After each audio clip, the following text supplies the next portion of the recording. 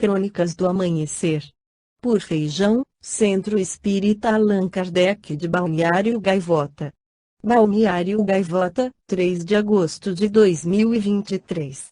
Santo Expedito, o famoso santo que pode nunca ter existido.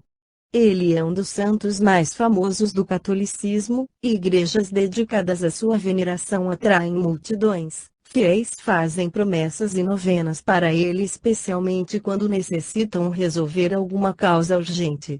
Mas, de acordo com especialistas, pode ser que Santo Expedito nunca tenha existido de fato. Os relatos que fiam sua existência, parcos e imprecisos, costumam situá-lo entre o século III e IV em Melitene, uma cidade que funcionava como base militar romana na Armênia. Mas são tantas as controvérsias que cercam sua biografia e mesmo seu nome que muitos hagiógrafos preferem não cravar que a figura tenha sido real.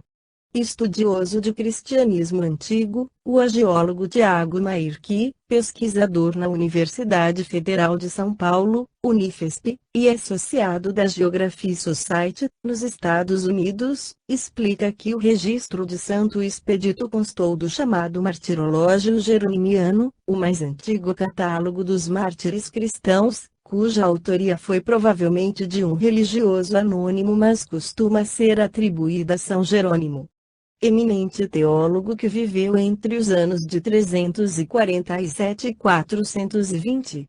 Mas quase nada se sabe sobre sua vida de expedito, é tudo muito controverso, acrescenta Mayrque.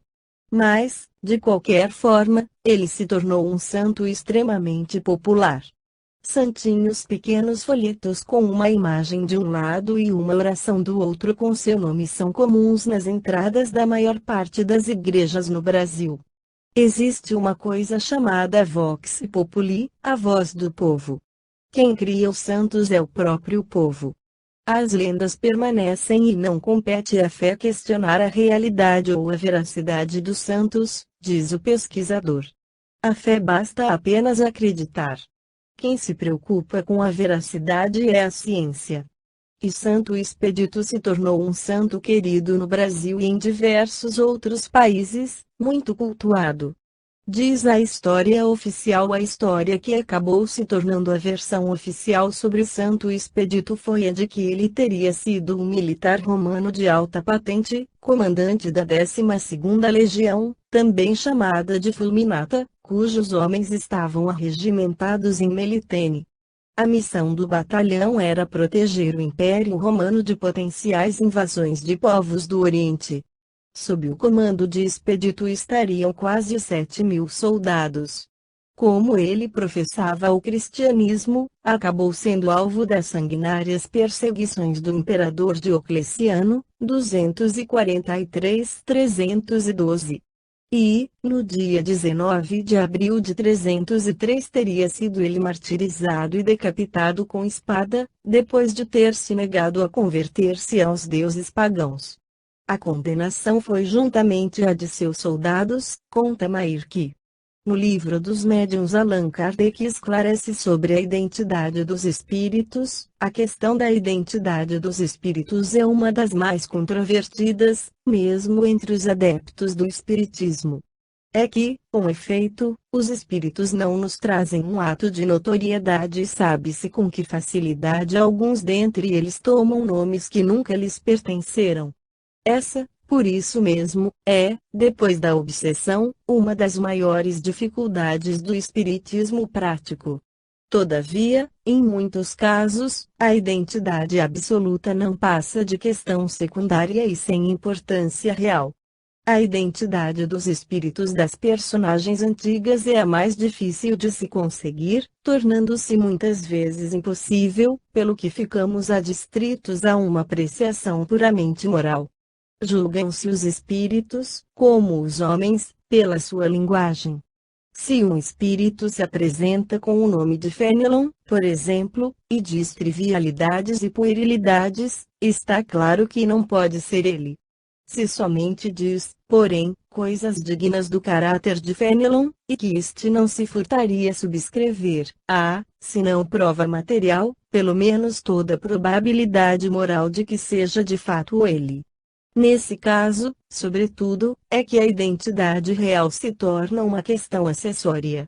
Desde que o espírito só diz coisas aproveitáveis, pouco importa o nome sob o qual as diga. Como precisamos, porém, de nomes para fecharmos as nossas ideias, podem eles tomar o de uma personagem conhecida, cuja natureza mais identificada seja com a deles. É assim que os nossos anjos guardiães se fazem as mais das vezes conhecer pelo nome de um dos santos que veneramos e, geralmente, pelo daquele que nos inspira mais simpatia.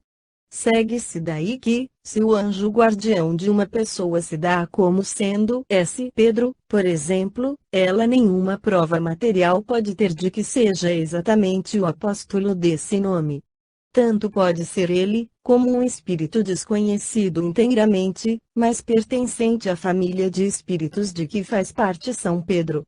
Segue-se ainda que, seja qual for o nome sob que alguém invoque o seu anjo guardião, este acudirá ao apelo que lhe é dirigido, porque o que o atrai é o pensamento, sendo-lhe indiferente o nome. Allan Kardec questiona e os espíritos responde: muitos espíritos protetores se designam pelos nomes de santos, ou de personagens conhecidas. Que se deve pensar a esse respeito? Nem todos os nomes de santos e de personagens conhecidas bastariam para fornecer um protetor a cada homem. Entre os espíritos, poucos há que tenham um nome conhecido na terra. Por isso é que, as mais das vezes, eles nenhum nome declinam. Vós, porém, quase sempre quereis um nome, então, para vos satisfazer, o Espírito toma-o de um homem que conhecestes e a quem respeitais. Por que é que os espíritos que se comunicam tomam frequentemente nomes de santos? Identificam-se com os hábitos daqueles a quem falam e adotam os nomes mais apropriados a causar forte impressão nos homens por efeito de suas crenças. Quando evocados, os espíritos superiores vêm sempre em pessoa, ou, como alguns o supõem, se fazem representar por mandatários incumbidos de lhes transmitir os pensamentos. Por que não virão em pessoa, se o podem? Se, porém, o espírito evocado não pode vir, o que se apresenta é forçosamente um mandatário. E o mandatário é sempre suficientemente esclarecido para responder como faria o espírito que o envia. Os espíritos superiores sabem a quem confiam o encargo de substituir. Além disso, quanto mais elevados são os espíritos, mais se confundem pela comunhão dos pensamentos, de tal sorte que, para eles, a personalidade é coisa indiferente, como deve ser também para vós. Julgais, então, que no mundo dos espíritos superiores não haja senão os que conhecestes na terra, como capazes de vos instruírem? De tal modo sois propensos a considerar-vos como os tipos do universo, que sempre supondes nada mais haver fora do vosso mundo. Em verdade vos assemelhais a esses selvagens que, nunca tendo saído da ilha em que habitam, creem que o mundo não vai além dela. Esta foi a crônica do amanhecer de 3 de agosto de 2023. Por Alfredo Feijão Lopes.